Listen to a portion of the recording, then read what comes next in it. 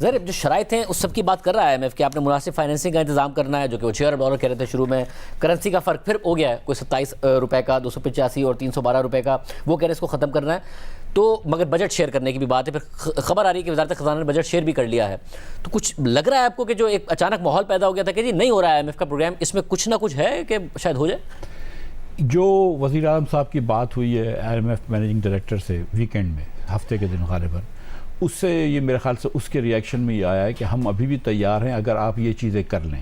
اگر آپ $6 بلین لے آتے ہیں، اگلے سال کا بجٹ اطمینان بخش دے دیتے ہیں، اور یہ جو واپس آپ جو فرق آ گیا ہے کرنسی مارکیٹس کے، اور کیونکہ آپ نے امپورٹ کے اوپر بہت زیادہ قدغن لگائی ہوئی ہے، اس فرق کو دور کر لیتے ہیں، تینوں چیزوں کو کر لیتے ہیں، تو پھر ہم تیار ہیں. تو یہ وہی بات کو پھر سے ریٹریٹ کرنا ہے کہ ہم آج بھی تیار ہیں، لیکن ظاہر ہے کہ وقت کم ہے.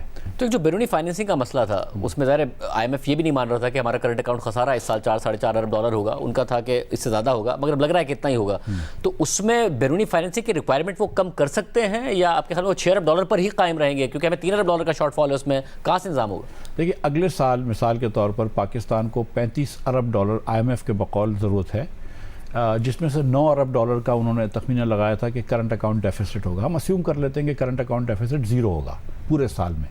تو اس کے بعد بھی ہم کو $25 ارب کی ضرورت پڑے گی، 24-25 ارب ڈالر کی. وہ پیسے بغیر IMF کے انتظام کرنا تقریباً ناممکن ہے. اور IMF جب یہ کہہ رہا ہے کہ 6 بلین ہم کو چاہیے، تو وہ اب یہ دیکھ رہا ہے کہ آگے 2-3 مہینے، 4 مہینے، 6 مہینے آپ کو یہ پیسوں کی ضرورت ہوگی. کیونکہ IMF کی ریکوائرمنٹ یہ بھی ہے کہ اگر آپ ایکسچینج ریٹ کا ڈفرینس ختم کرتے ہیں، اس کا مطلب ہے کہ آپ امپورٹ کو کھولیں گے. آپ امپورٹ کو کھولیں گے، یہاں پہ لارج اسکیل مینوفیکچرنگ چلے گی، دیگر مینوفیکچرنگ چلے گی، امپورٹ بڑھے گی، تو ظاہر کرنٹ اکاؤنٹ ڈیفیسٹ پہ بھی زور آئے گا. تو یہ جو 285-312 کا فرق ہے، آپ کے خیال میں اس کے بغیر اب یہ نہیں ہونے والا ہے کہ انٹر بینک میں بھی روپے کو چھوڑنا پڑے گا، ڈالر کو فری چھوڑنا پڑے گا؟ میرے خیال سے. اور آپ کو لگ رہا ہے ابھی مینیج ہوا ہے؟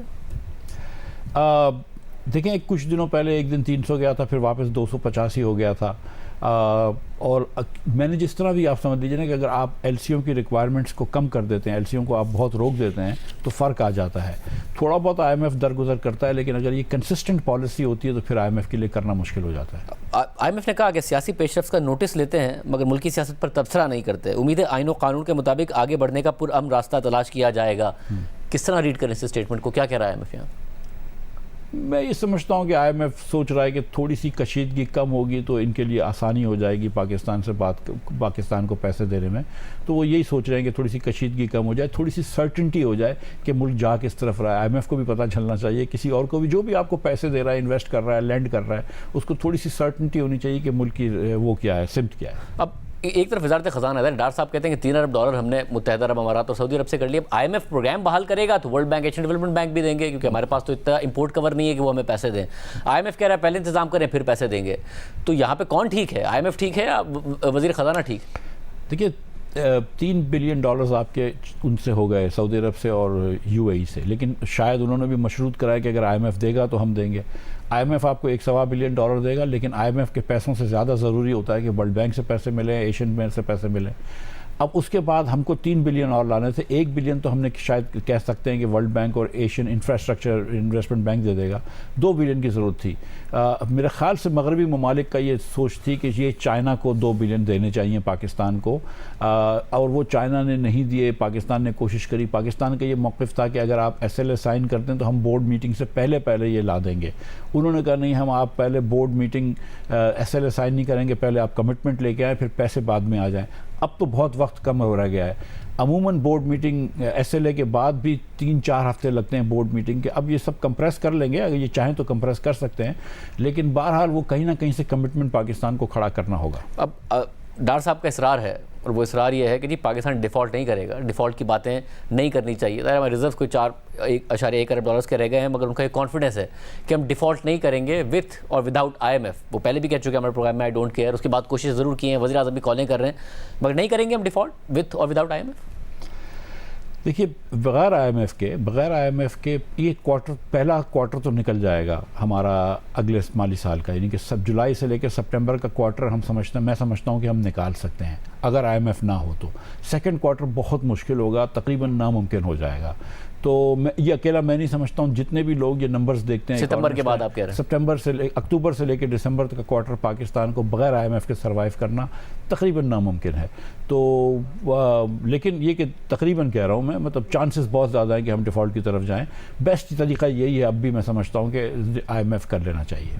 اور اگر آئی ایم ایف ہو بھی جائے تو اس کے بعد ایک اور آئی ایم ایف پروگرام کے لیے ہمیں نیگوشیٹ کرنا پڑے گا. بالکل. مگر یہ جو 9th ہو جائے تو جون میں پروگرام ختم ہو رہا ہے، 10th اور 11th کیا ہوگا، کس طریقے سے آگے بڑھے گا وقت؟ 10th 11th نہ بھی ہو تو جون میں جیسے پروگرام ختم ہو رہا ہے، اور کیونکہ یہ 4 سال کا ہو گیا، مزید ایکسٹینڈ نہیں ہوتا، تو آپ فی الفور جو ہے وہ نئے پروگرام میں جائیں. اگر آپ یہ ریویو ختم کر لیتے ہیں تو ایک اچھی جگہ پہ ہوں گے جہاں پہ آپ جائیں گے آئی ایم ایف کے نئے پروگرام میں، اور کوئی اتنی مشکل نہیں ہوگی. اگر یہ ریویو ختم نہیں کرتے آپ اور یہ ریویو پورا نہیں ہوتا تو پھر آپ کو واپس سے شروع کرنا پڑے گا، کافی مشکل ہوگی اگلا پروگرام کرنا. لیکن اگلا پروگرام کرنا with in the next quarter تقریباً بہت ضروری ہے پاکستان کے لیے، کہ یہ جولائی سے لے کے سپٹمبر کے کوارٹر میں ایک اور پروگرام شروع کر دیں. اور اگلا پروگرام بھی ہو جائے، تمام چیزیں بھی ہو جائیں، اگلا جو بجٹ بننے جا رہا ہے اس میں کہہ رہے ہیں کہ 7-7.5 ہزار ارب روپے تو ہمیں صرف سود کی مد میں ادا کرنے ہوں گے.